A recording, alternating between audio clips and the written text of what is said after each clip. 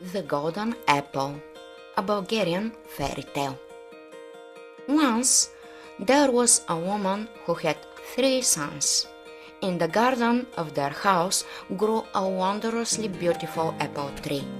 Each year it bore only a single apple, but not just any apple, a golden one. Yet on the very night when the apple ripened and shone so brightly among the branches that the whole garden glowed, a fierce dragon would swoop down and snatch it away. One year, when the time came for the apple to ripen, the eldest son said to his mother, "Mother, I will go and guard the apple. Give me a knife and some walnuts so I don't fall asleep." So the eldest son sat down beneath the apple tree and began cracking walnuts. Suddenly, a fierce wind began to blow, bending the trees all the way to the ground. A dark cloud covered the moon and the stars, and from it the fierce dragon swooped down, snatched the golden apple, and before the eldest son could even realize what had happened, it had flown away. The next year, the middle son said to his mother, "Mother, I will go and guard the apple. Give me a knife and some walnuts, and I will be on my way." He sat down beneath the apple tree, but he became so absorbed in cracking and eating walnuts that he never even noticed when the fierce dragon plucked the golden apple and vanished with it. On the 3rd year, the youngest son said, "Mother, this time I will guard the apple. Give me the knife." That evening, the youngest lad climbed the tree, settled among the branches close to the apple, and waited. Toward midnight, a mighty rumbling was heard. The air began to tremble, and the fierce dragon swooped down toward the golden apple. Then the youngest lad suddenly leapt out, knife in hand, and hurled himself at the monster. Such a battle began that the very earth shook. The youngest son fought bravely, striking without fear at the fierce dragon. At last, he dealt it a powerful blow with his knife. With a roar of pain, the dragon beat its wings and, struggling, rose up toward the clouds. The youngest lad picked the golden apple and brought it to his mother. Meanwhile, his older brothers had been sleeping so deeply that he could barely wake them to set off in search of the wounded dragon. The trail of the creature's blood led them to a cave so dark and so deep that no one could see the bottom. The eldest brother declared that he was the bravest hero and demanded to be lowered into the cave first. They tied a rope around his waist and let him down, but when he reached halfway, he grew frightened and shook the rope hard for them to pull him back up. Then the middle brother went down, but he too became afraid and soon returned to the top. At last, it was the youngest brother's turn. He said, "Now I will go down. If I shake the rope once, lower me further. If I shake it twice, pull me back up." His brothers tied the rope around him and began lowering him. Down, down he went, until at last, on the 3rd day, he reached the bottom of the cave. He walked a little further and came upon the dragon's palace. In the garden before the palace sat 3 beautiful maidens. 2 of them were playing with golden apples, while the 3rd, the youngest and most beautiful, was tossing not a golden apple but an ordinary one. "Let me in, maidens," cried the young lad. "Go back, brave lad," the youngest warned in fright. "If the fierce dragon sees you, it will devour you. It is so enraged. It went to fetch me a golden apple, but returned covered in blood. Run before it sees you." But the young lad did not listen. He leapt over the garden fence, entered the palace, and soon a terrible roar was heard. The youngest brother had slain the fierce dragon, freed the maidens, who were captive princesses, and led them to the rope at the bottom of the cave. He tied the first one and tugged the rope twice. His brothers pulled her up. He tied the second lady, and they pulled her up as well. At last, only the youngest and most beautiful maiden remained. The young lad said to her, "When they see your beauty, my brothers will quarrel over you and will not wish to pull me up. But if I climb out first, and then we bring you up, something might happen to you here, and I won't be able to come to your aid. So you must go up before me. If my brothers love me, they will pull me out as well. If not, well, I will find my own way somehow." Then the maiden said, "Take this ring. I give it to you because I like you. If they quarrel over me above, I will say that I will marry the one who gives me self-created clothes. And only the person who owns this ring can give me such clothes. If your brothers do not pull you up, I will stay here a little longer.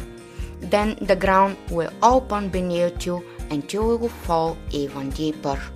There you will find two rams, one white and one black.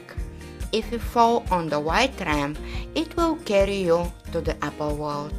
If you fall on the black ram, it will take you to the lower world." Meanwhile, the brothers began to pull on the rope, but the young lad took the ring and bade the maiden farewell. Then he waited for them to lower the rope for him, but it was in vain. Suddenly the ground opened beneath him, and the youngest brother fell down onto the black ram.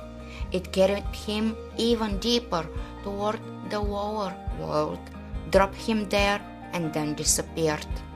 The poor young lad set off in whichever direction his eyes could see. After walking a little, he came to a small house at the edge of a great city. There lived an old woman who had no one, and she took the lad in to spend the night. For dinner, the old woman began kneading bread, but instead of water, she used her tears. "Why do you cry, grandmother? Why are you kneading bread with your tears?" the kind young lad asked, his heart aching. "How could I not cry, my son?" she replied. "A dragon has appeared here and will not let us draw water unless we give it a go to eat. I had 6 daughters. I gave one after another. None remain. For a whole year the dragon has blocked the water. Today the king sent his own daughter to be swallowed by the dragon, so it will be satisfied and let the rivers flow. Tomorrow we will have water." As soon as the young lad heard this, he leapt up, asked the old woman where the king's daughter was, and dashed straight there. He arrived just as the beast was swooping down toward the princess, who was tied to a tree. When he saw the youngest brother, the monster let out a terrible roar, and its 3 heads spewed great flames. But the young lad did not flinch. With a single strike, he cut off all 3 heads. The dragon died, and at that very moment, all the rivers, springs, streams, and fountains in the kingdom gushed forth. Then the king's daughter returned alive and safe to the palace together with the young lad. The king could hardly believe his eyes. "Tell me what you want, brave lad. If you wish, I will give you my entire kingdom." "I want nothing, my majesty," replied the youngest brother. "I only wish to return to our own land." The king pondered. "This is beyond my power. If you can find someone to carry you, I will give you anything you need." Then the young lad went off to ask who could carry him to the upper world. One man told him to see the great eagle, whose eaglets were always restless and could not be let away in a large tree at the edge of the forest. The young lad went to the tree, lay down and fell asleep. At one point, the eaglets began to cry and he awoke. Looking up, he saw a three-headed serpent climbing the tree. He rose and with a single stroke cut off all three heads. When the mother eagle and father eagle arrived, they swooped toward the young lad to peck him, but the eaglet said, "That man killed the three-headed serpent and saved us," cried the eaglets.